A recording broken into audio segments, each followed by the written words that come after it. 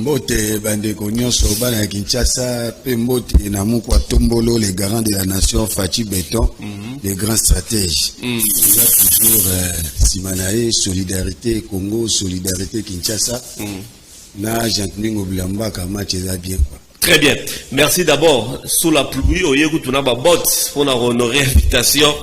Yakin Bataille Salibiso, vrai bien. Pour ceux qui m'ont les obéis, pour inviter à l'émission, na évité. Sur dans l'audience, t'es à Royati. En tout cas, merci de nous honorer ce matin. Alors, comment va ta ville de Kinshasa, Abraham Menayami? Bon, ville à Kinshasa, ezako tambula malamu, parce que Bakinois, nyonso, basangani lowa motomoko, on a ko yebisa son excellence, monsieur le président de la République, le rôle à Fachi, Aza déjà na confiance makasi ya développement pe ya projet na ye les peuples d'abord et puis biso bakinois to sepeli mingi na ndenge Jean-Claude Oblambaka abelelaki na mongongo makasi abaza ko servir mokonzi mboka lokola mosadi lokola collaborateur te aza ko servir en tant que mwana na ye donc interpeller biso sous bakinois.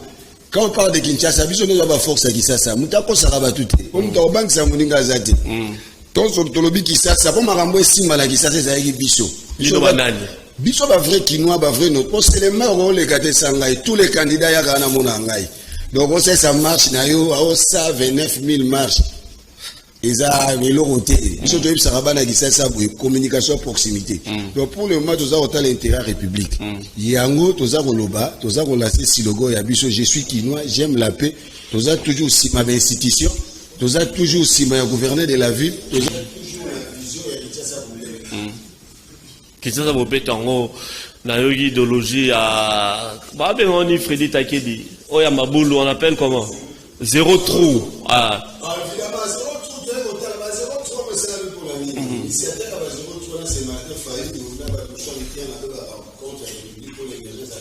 oh.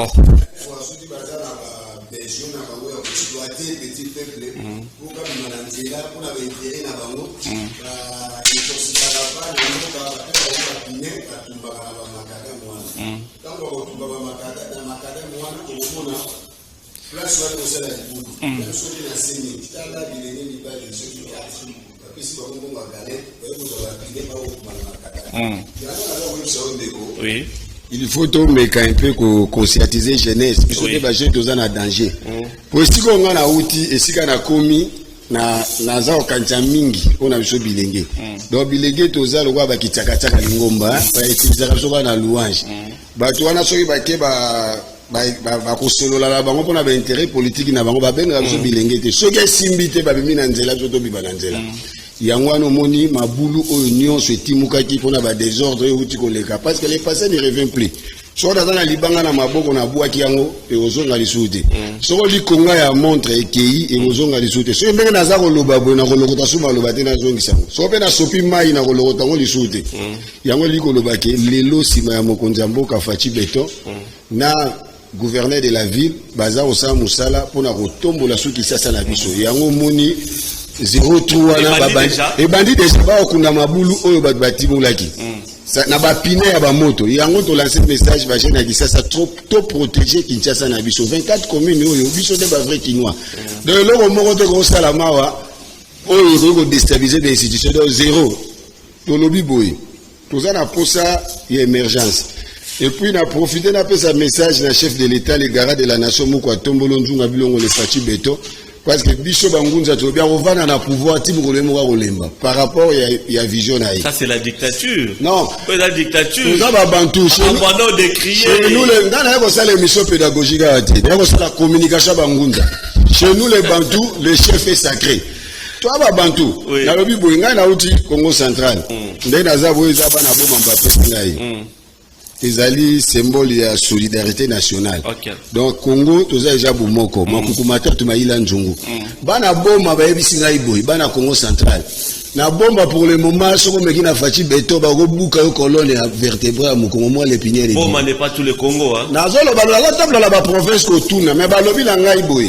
Difficulté oyo bango bazana ngo ezali ke régime oyo eleki régime oyo torturer ba jeune régime oyo jouer biso ba jeune ba marche puis to servir bango pona ba intérêt na bango ba jouer biso ba tremplin ba boma même ba port o bana boma bande ko vivre baboma même izino esaka masanga to ekotanga kombo te ko matisa ba taxe na mutema mabe ko ina ekolo mususu olokwa maloba nzambe lobi libanga moko te ko temba likola libanga mususu yango ekokisami loko lelo fatia na pouvoir bana boma balobi boy afongolela bango port na bango ya boma bazongisa izini oyo esaka ba masanga ya komela tokotanga kombo te ko sa publicité pour que ba vivre pour le boma souffrance ezali makasi pour mutunya za koza fonctionnaire te bansu baza ba libéral j'aide musu faut ba sala avec musalo aye ba société privée peut faut ezala donc yango mo to lancer message pas fatigué to beaucoup tombolo njunga bilongo les garants de la nation parce que ko vanda na timu ko yemo ko lemba et loko ezate mutango bandisa mutu te ba mangungo ba bazo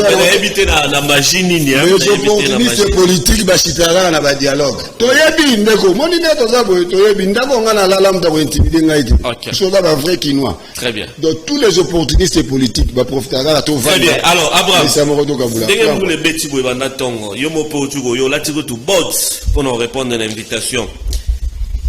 Est-ce que tu as bien? Oui, tu as bien. Parce qu'après la première à Kinshasa, les gars de la nation Bouba Tombola, le monde a vu à Makolo, déjà à Pamba, reconnaissant la jeunesse.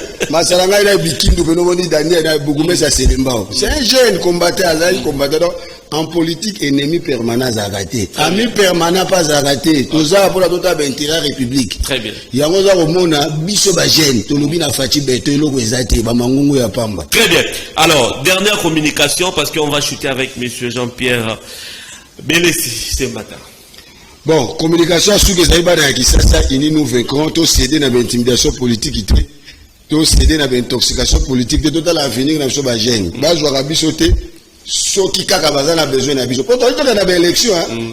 Bon, on a spare la communication politique, spare dans la campagne électorale, na yebi. Mais niveau de commune, grâce à Fatih Beto considéré biso. Les seuls présidents de la politique à proximité. Parce que biso na union sacrée de Mokumu en asema. Quand il y a un problème, tu vas venir solo. Merci beaucoup. Papa on a ba sous pression ba vétéran donc classe politique est en débiso nous avons ce qu'on a terrain pour tout ça mokonza mboka akende match ezabie 4 coins très bien bato be baza contre république bientôt tous singela bango mabe pa ya tata nzambe merci beaucoup on a profité d'un message da ba moupe boza ba moupe bo soutenir le développement mboka tous a respect na bino tolingi te bo politiser makambo nyonso. OK. Ezala makambo ba politizaka no ba politizaka te. Très bien. Euti na libulu. Bato baza ko bunda po ba misongo na libulu eza ko senga pe bino bato ya Nzambe botia maboko po mboke ebima na libulu. Merci. Merci beaucoup Abraham Momenayame, les notables de la ville de Kinshasa. Merci d'être venu. Merci beaucoup. Une fois de plus un grand merci.